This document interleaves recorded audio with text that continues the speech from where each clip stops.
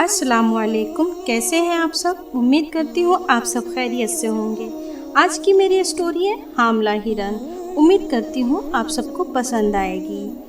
ایک دفعہ کسی حاملہ ہرن کو بچہ جنم دینے کی حاجت پیش آئی تو اس نے دریا کے کنارے پر موجودہ جنگل کی راہ اختیار کی۔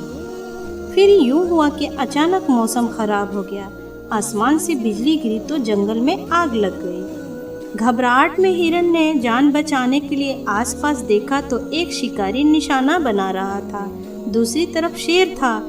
ہرن کو الجھن ہوئی کہ اس پھیلتی ہوئی آگ میں جل کر مرنا ہوگا یا دریا میں ڈوب کر جان دینی ہوگی، یا شکاری مار دے گا، یا پھر شیر اپنی بھوک مٹانے کے لیے اپنا نوالا بنا لے گا۔ ہر طرف خطرہ ہی خطرہ ہے، فرار ہونے کی کوئی راہ نہیں ہے۔ اس وقت ہرن کے اختیار میں جو تھا وہ کرنے کا فیصلہ کیا، یعنی پیدائش پہ توجہ دی۔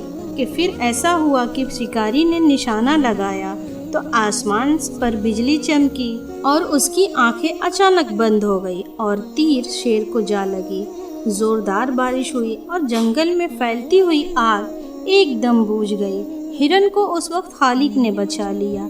یاد رکھیں، زندگی میں جب کبھی مشکلات یا مصیبت چاروں طرف سے گھیر لے تو اس وقت وہ کام کریں جو آپ کر سکتے ہو، باقی چیزیں اس ذات کے لیے چھوڑ دیں جس نے نظام عالم کو چاروں طرف سے گھیر رکھا ہے، وہی آپ کی حفاظت کرے گا۔